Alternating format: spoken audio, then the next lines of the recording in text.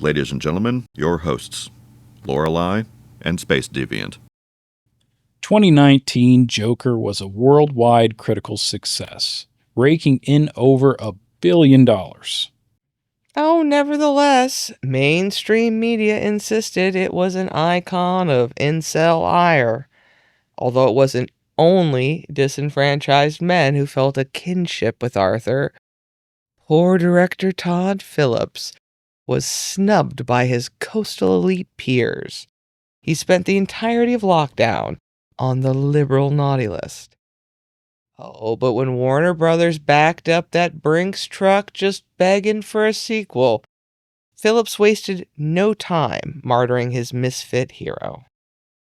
Now, by having the Joker reclaim his agency through gun violence rather than embracing victimhood as an identity, Phillips inadvertently produced a piece of art whose motto wasn't reject courage and embrace cowardice. So, Fleck's transformation in the first movie could be seen as a reclamation of dignity? Precisely. Each act of cruelty against him, sign-stealing punks, work bullies, emotionally manipulative mother. Because Thomas Wayne is a good man. If he knew how we were living, if he saw this place, it would make him sick. That all escalated the tension that we, the audience, felt. There's only so much degradation that people can sit through. When he sends those subway stock bros to the moon, the audience is elated. There's a palpable relief the first time Arthur takes control. To that point, he's the invisible man without purpose. Joker 2019 forces the audience to consider that when men are denied basic dignity, they may seek power in dangerous ways. But in the sequel, that's Philip's very own Road to Canossa, Arthur is methodically humiliated. First, bizarre musical number. Just shift the entire focus to Lady Gaga. The Joker is nothing but a supporting character in his own movie. I got the sneaking suspicion that we're not giving the people what they want. Oh, then like icing on the humiliation cake. Just as the story hints at redemption, the rug's pulled from beneath the audience. The shower scene's hardly subtle. No degradation is too far for this symbol of defiance. Instead of defending his work and the social truth that it unearthed, Phillips bent the knee, flagellated Fleck, and by extension, all those deplorable fans of the original Joker movie. It's hard not to compare the second movie to the first movie. Or, well, it's supposed to be, right? Yeah, they're supposed to be correlated. Yeah. But as far as being an actual story, the first one had character growth. It had, he was fed up. Mm-hmm. What would have made sense is if, remember during the courtroom scene where there's the explosion and they steal him out, like the only good part of the whole second movie. Okay. If they would have done that in the very beginning of the movie and had him be put like artificially as the head of some misfit organization, which obviously he's got way too many mental problems. He's not fit for a role like that. And you could have seen him crumble and the decline and someone else take over and him kind of get bullied out. And you could have had that full descent back to where he was authentically, or maybe a different version of A New Rock Bottom. It should have been him escaping from prison, and that's where the story begins. Yeah, in the first 15 minutes of the movie. Perfect. You could have had such a good story. They had to shove Gaga in there. It was just it seemed like that was the largely the part of it's just, let's get Gaga in there. The movie boost her career. Was a degradation to the character. Yeah, there was no character growth. There was no. It was basically just like the whistles of hope, and they just kept going.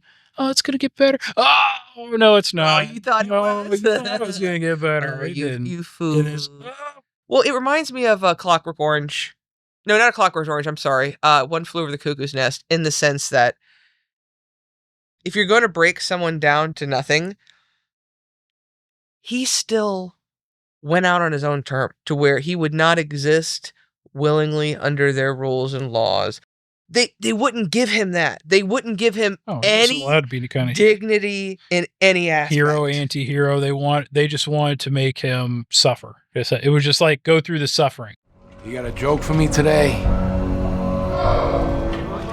Yeah, well, it was very much a specific "we hate you" to the audience that loved the first movie. A little bit, because there was a lot of pushback. Well, it was like they didn't expect all these people to like it. And like, so the first movie, the only complaint a lot of people have, or one of the complaints, was that they didn't really tie it in with the first movie and him killing, the parent, the story plot that he killed Batman's. Oh, I don't care. Exactly. It's I like, don't care. the rest of the movie was so good, it didn't really matter. Okay. It was like, okay, this is a sub-universe. They could have tweaked it and they could have made it where it was just the kid's delusion to begin with. Easy enough. Like, he didn't actually kill him. And there's just no, who cares? Some other masked guy came up and killed him. Yeah, it's just not, it doesn't, they really didn't even need to bring that up in the first movie. The first movie could have entirely done without that. Remember? Don't you remember, John? You remember Wayne's? You remember the pearls? You remember the alley? Remember? Don't you remember? No. I remember. I didn't need any of that.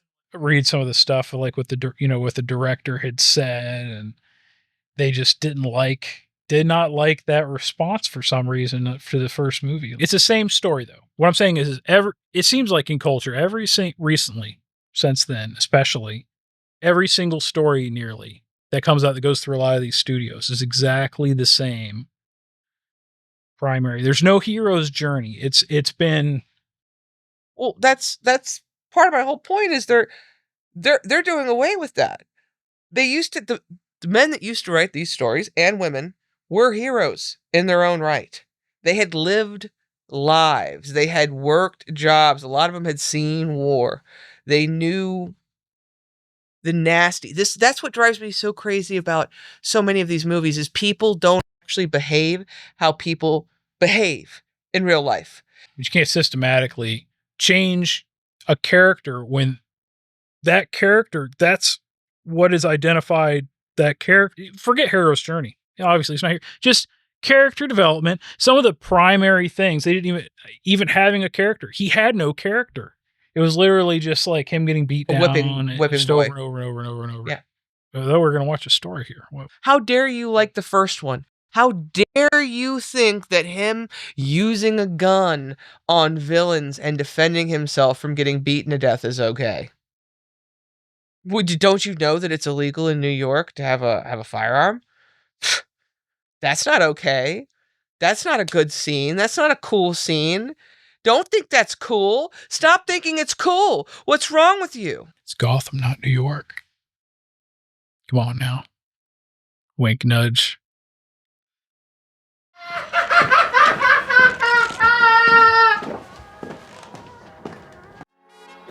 America, built to last. Yeah, that's right. No, that's right. They be flying that flag all night. Red, white, and blue. And thank you for joining us here today. I mean, we really do appreciate your time. I'm Lorelei, and this is Space Deviant. And together we are Southern Fried Cinema Siblings. And remember, the most important story is the story you tell yourself, so make it a good one. Mm-hmm. Oh. You're still here, are you? Well, why don't you make yourself useful? Click the share button. Click the subscribe button. May as well go ahead and click for the next episode, too.